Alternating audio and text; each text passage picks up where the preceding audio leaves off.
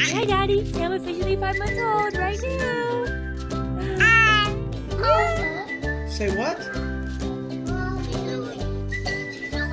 Is that Frog and Ben?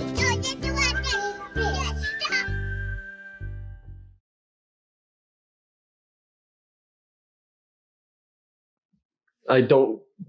Yeah, but that was the thing. All right, we're good. Yeah. You ready? Yeah. All right. Hey, everybody. Welcome to The Everyday. This is episode 2. It's going to be the one with the teacher. I'm Matt. I'm Drew. Melissa. You want to tell us a little bit about Melissa and her relationship with you and why she's here? And we'll let her talk about her. So, yes, we brought you on because, for one, you are a teacher. For two, you are my confidant in this situation because you are the godmother of my child, Miss Reagan in there.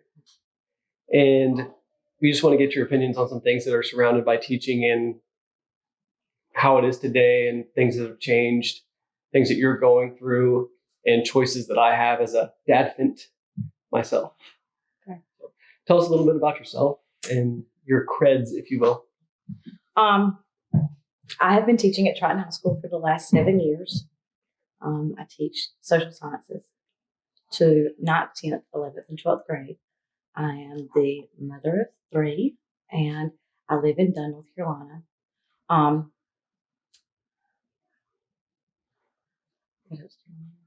That's really Okay. it. So we're going to start with the first question I have, like, what's it like teaching today versus when you went to school, things that you guys are facing now that you maybe didn't notice or at least heard about changing in the last 10 years, if you will? I think one of the biggest things that has changed for the better is the idea of peer teaching and teaching as a group, because there are many aspects of Common Core that are good that a lot of our teachers sometimes fail to recognize. And it is important to remember that when I was in school, North Carolina was 3rd from the bottom in education. And I think that one of the positive aspects of more control, I guess you would say, by your state to kind of conform it and us all teaching on a level playing field is that our children can graduate from high school and not be defined by the borders of their state when they go to college. Right. And so I think that would probably be the biggest thing that would be different in a good way. Negatively speaking, some of the things that define high school as being high school have definitely been stripped for protection. Right. So, anytime that you are saying that you're going to take away the rights of our teenagers to do certain things for their own good, comes with a consequence. And I think that we have definitely seen an age where we've stripped kind of the idea of having lockers and, breaks and going to the football field and all those things. Well, they don't let them do that anymore? Mm-hmm. Like, give me an example. Lockers are distributed if you ask for one, but there's really not enough time in between trying to get from the ag building to the gym in 4 minutes to stop at a locker. There were too many fights associated with gangs after break, because we normally had a break between first block and second block, and that's been taken away. Wow. And then as far as just kind of control smaller bodies of students in particular areas means that our lunches are staggered and just things that I think is your rite of passage when you get to high school to be able to say that you've done some of those things. Particularly now, do you have anything to say on that before? On the then to now, my biggest question that I have, following along that same line you were going in. So we're moving so much more into a technological and digital age. Like, textbooks are pretty much a thing of the past. And Absolutely. Like, how do public schools deal with that? Because you have, number one, you have the school budget, which is constantly fluctuating based on county, state, or whatever regulations. And then you have kids coming from all different backgrounds. You have kids that are on government assistance, all the way up to parents who have more money than they know what to do with. So how does the school deal with that? We're going so digital, yet not everybody has access either to those things at home. And I know some things have to be provided by the students. And I've even heard up to where teachers come out of their own pocket to supply a lot of things. So I'm sure you're not a stranger to that. How does that all work together now? Let me say this. I'm not sure that we have a problem with funding as much as a misappropriation of funds. I'm not sure. And I'm probably not an expert on that, so I won't go any further. Right. We're not going to go political. Yeah. So we're just going to But I am going to say this. I can put a Chromebook in your hand for $150. Okay. I can put a textbook in your hand for $150. So, I think some of those things are better as far as pulling away from some of the traditional means and going to, technology-driven resources, that we can update, and it might be an initial cost that costs more as a county or as a state, but then that we see that those kind of pay for themselves in the long run. As far as addressing the gap, I've taught for 7 years and I was an insurance adjuster before this. So I was completely clueless as to what they meant when they said closing the gap. And until you're in education and you see truly what that means, all politics go out the window at that point. Because there is most definitely a need to protect our most vulnerable, and that's our children. Yeah. We see that the county has done far better, I think, in our county than in other counties as far as trying to address those issues. We have distributed MiFis for any teacher or student that's asked for one. We've set up MiFi buses where if there was a heavy concentration of kids in an area, they would put a school bus in that neighborhood that had a MiFi service on it for them to be able to access internet. MiFi on buses? Yes. So we were saying, so you have MiFi on buses. So they really are trying to reach out to those that can't provide those things on their own. So that way that the school or whoever covers that side of it, so they can be just as up to speed with the kids that would have that opportunity, or at least the best they can do. Yeah. I if this has not opened the gap wide open, I don't know what would. I mean, obviously, your technology is only as good as the environment that surrounds you. As many children that are using that same piece of technology or the same internet in the home, as good as the parent that's staying behind you to reinforce that you're doing. Sure. I mean, so to say that in the midst of COVID, it's not widened the gap. I think it's widened the gap completely open, and it's left our socioeconomically disadvantaged on the negative end of that. I understand that. So yeah, that's another question we're going to lead into is what is it like being a teacher right now, as in the current circumstances under COVID, under everything that's going on right now. And the unknown. Right. And what conversations are you guys having on preparing to go into or not go into the school year and things like that? So I think one of the things that kind of our whole county is, criticized for is releasing information and then having to rescind that information once we receive, information from the state or whatever. And so I do respect the fact that he has held off on really giving us an action plan until we see what Cooper's going to do as far as allowing us to go back into the classrooms. Again, I try my best to let the social aspect or the media and the negativity of politics, and I try to listen to people that I respect. And so I go to resources from, I have a friend on my Facebook wall. He's a trauma specialist at Wake Med. And so I want to hear what he has to say. And I want to hear what our pediatricians have to say on the issue. And so getting back to your question, as a teacher, it's uncharted waters. I don't know how my children are really doing at home. I don't know what that family life is like for them. And that's a very scary thing. Right. And so, you want to bring all 34 of them back into room 156 so you can educate them. And sometimes that education extends to life lessons that they just need. And some of them need a 7-hour escape from their home lives. Right, so you worry. Yeah, which that lies the going to school aspect of the thing that's going to be missing if we decide to distance learn for however long this. Well, you put a lot of stake into the home life we were getting at. If you don't Right. have parents that are involved, which some by choice and some not by choice, right? Like, so school we work. Exactly. Like, it's not that we don't want to. Yeah. We all do. Like, they do rely on teachers as, you know, a pseudo babysitter, but at the same time, that's where they're getting their social skills, their education, and all that. So it's all encompassing. That's what public schools are all about, and have been, you know. And now you've got all these people not knowing if their children are going back to school, and then they have to decide what they're going to do for work. And at the same time, they have to decide how they're going to help their child distance learn. And then the teachers have to decide how they're going to do it, because the technology and the what they need to teach, that all needs to be given to them. Y'all need to know what you have to put out and how you have to do it. So you need to be trained in that too. So that's an issue. I mean, it's a whole cluster. Well, I mean, I have one going into the third grade, and I have one going into the fifth grade. And I can still help them somewhat, you know, but then I have one that's going into his senior year of high school. And he's kind of a genius. And he's way smarter than me. So, you know, as far as him needing that expert in trigonometry, I need him to get back to her. And, you know, he's definitely a face-to-face kid. If you give him, you know, a computer, he's going to have 20 tabs open.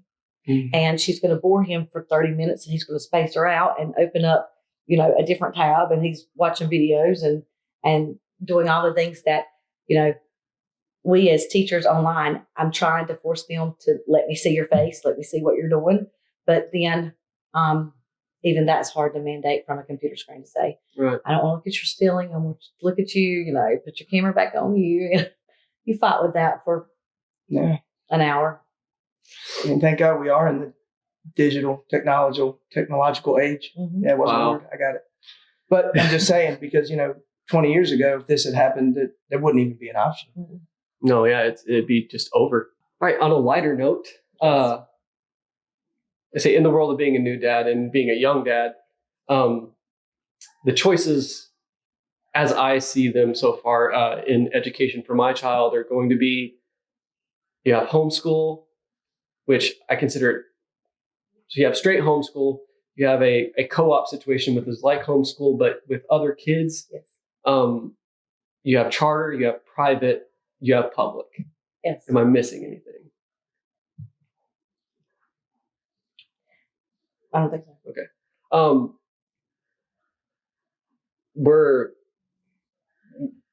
in a place right now where we don't like the numbers we see in even like the tri-state area. Mm-hmm. So our options are most likely going to be away from standard public school.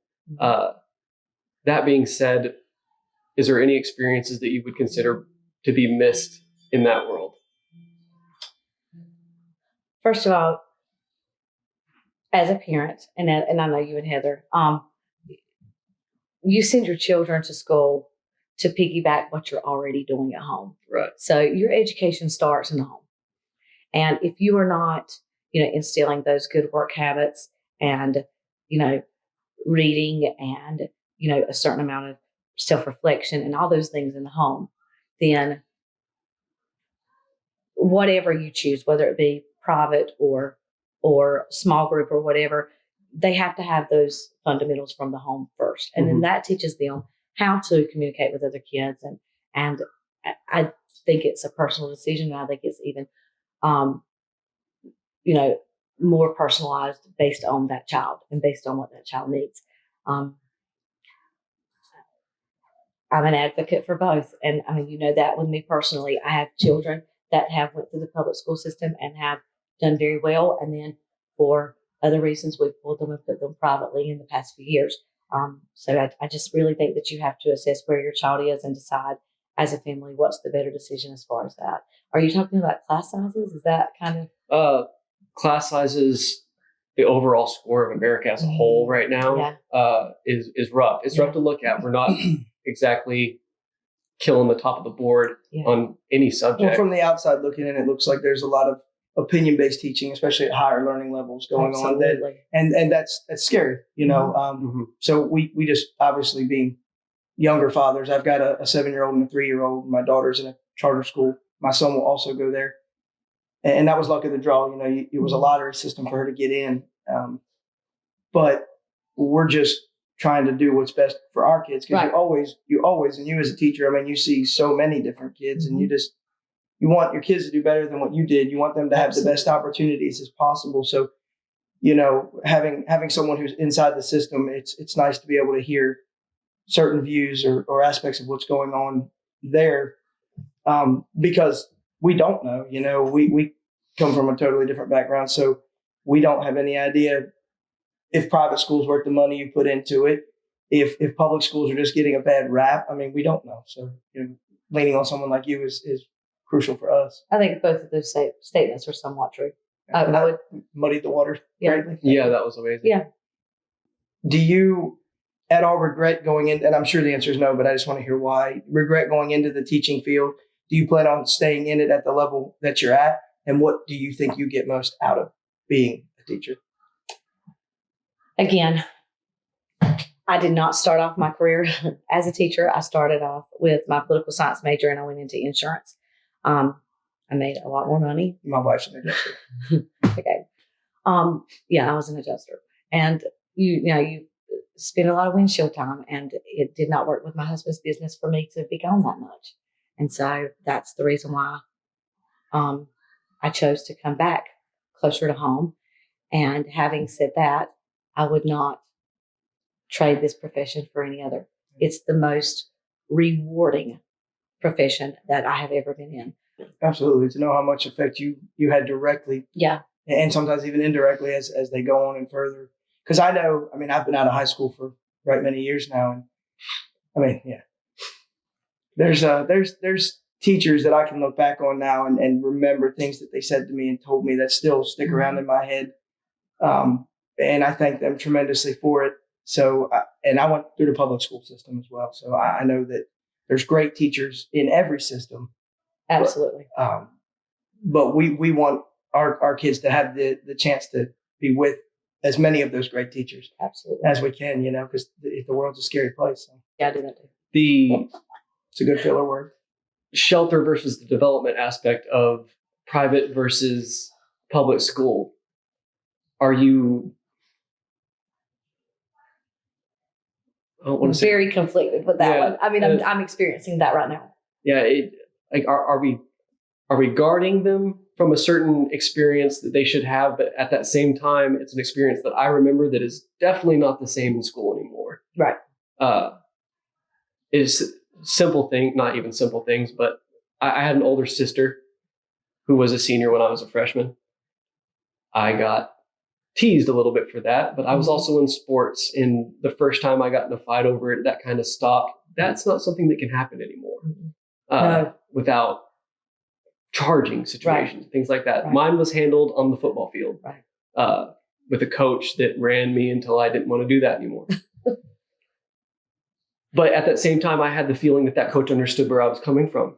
But that coach's hands are tied because you can't use any form of physical exertion as a form of discipline. So again, we want our teachers to be these same people, but there's so many reasons why they can't be. Mm-hmm. And then there's a lot of owns there. And then we want our children to have the exposures, but then we want these adults to come in and play a role in helping to develop character. And I think that is a lost. Yeah, I agree. Yeah. And that's where my decision kind of flip-flops away from public school again, is that even those experiences aren't the same. The experiences that I want for that, whether they be, you've said this to me before, is you wish your kid would get in trouble once in a while, because he was a straight-laced kid for a very long time. He was but that means something different now. Right. It's not the same. There's not just a little trouble. It's a lot of trouble. Everybody comes down on everything, and everything's super serious. Mm-hmm. Right. I mean, words are what you get in trouble for now more than anything. And you're right about that. Sometimes the old, playground fight was the best way. I made a best friend out of that in fifth grade. We all have. Yes. We all had them when we were. I mean, it was like a brother-sister thing. So, and that's how you solved your differences. And you'd get in trouble, but getting in trouble was going down to the principal's office and clacking erasers or, that was what it was. But, now that would be like child labor. Right. I mean, it's, I'm 40 years old, and apparently what did you do to cause him to act like that? Right. And so when you have those issues, again, if I'm going to get in trouble for making you, run 3 extra laps for being late for practice, then there, could come with that a whole host of new problems for myself. So I'm better off to say,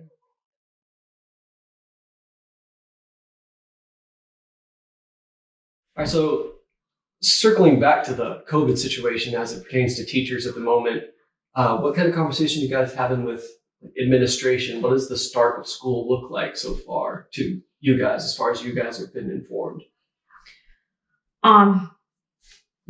definitely the fact that our schools are not fully funded plays a major concern for most teachers who want to know, where are we going to get commercial grade sanitizing equipment, and where are we going to get certain supplies that we're typically depending on volunteers or parents to bring in. How will sick leave and vacation time and those things factor into a pandemic where if we are exposed or potentially exposed, and we have to take time off, how does that factor? One of the biggest issues that I've seen with some of my coworkers that have children is if we do an alternate schedule, how will mom work 5 days a week if, kid in elementary school goes on an A schedule and kid in middle school goes on a B schedule, and then there's no, daycare or anything for them in between those days. So those are all, I guess, related to funding and how we will go back safely. Okay. As far as y'all's experience goes, what happens if you do go out? Is it's the standard 2-week quarantine situation? If, like, let's say a kid has COVID when he comes in or gets diagnosed somehow, or Was around anybody that's how right, contact tracing. Does that blow it for the whole class at that point? Because unless I guess if you do the AB schedules, they could spread out in the classroom, but potentially that could contaminate an entire school if one person gets it. I think that who I would trust the most on that issue would be your American Association for Pediatrics. And what obviously they're saying that the risk factors for children is significantly less, and even the symptoms are significantly less. So I think that while I would trust that, I would also trust their recommendations as far as what needs to happen in the face of exposure. And we did talk about that earlier, and I will drop that in the description below, guys. There's a very good article by a pediatrician. Who is that? It's the American Association of Pediatrics. Right. Kind of backed by science coming from a neutral zone, if you will, and not a left or right side or political situation. I happen to think that our county is on the safe side here by waiting for Cooper to give more instruction, because what happens is, there's a flood of opinion about any decision that a school district would make. Sure. There's no way to win that. And obviously the people that are passionate about it are people who have children. So, without bashing them, I think that if he were to prematurely give, instruction, and then Governor Cooper's to come back in and, give us different instruction, then he would have to rescind that. So we're kind of waiting on that second update to see, if we're going to have a delayed schedule or if we're going to have a staggered schedule. All of which, I would trust the experts, the, non-biased, the ones who are just looking at the science.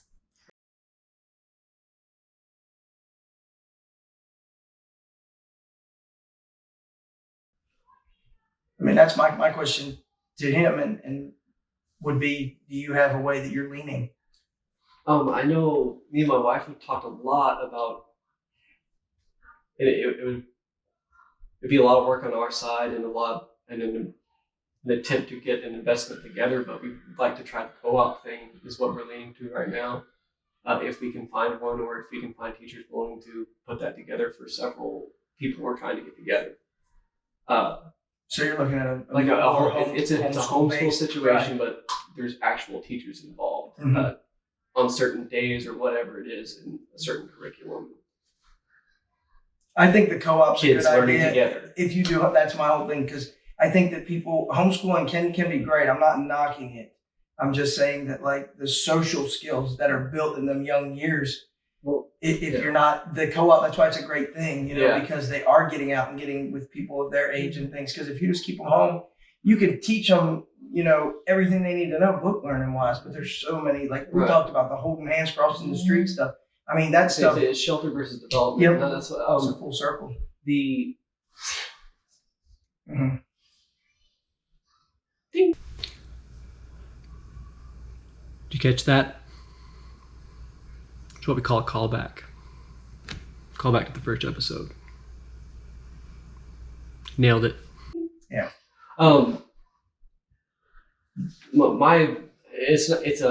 It's a petty concern of mine, because as far as my social development and personal development, one of the biggest factors of my upbringing and social interaction with sports. Mm-hmm. And no matter how you look at it from a homeschool perspective, it's tough to get into it. Absolutely. Whether it's the travel situations or the rec and all that stuff, but when it becomes school sports, there's a whole different camaraderie that happens. A school pride. And I I grew up in Texas, so it was football, and that was a whole different world of friends, of cliques, of separations of different type of people, whether it be by skill set or just by who you hung out with. Absolutely. But we were all football players. Mm-hmm. There was a whole ecosystem within those football players. But it was you learned your status, you learned who you could trust, you learned how to trust somebody, and it was all sport related. It was things like that. It was lessons that I then took into the Army.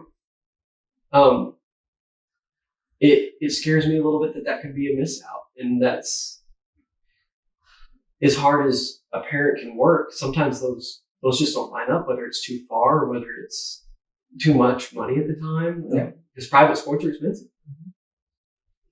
Absolutely. That's the biggest fear that I have with that situation is the whole win-loss and the invaluable lessons that teaches.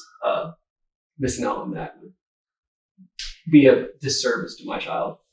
But I think that the biggest disservice that we have to our children is not being able to be flexible on those issues.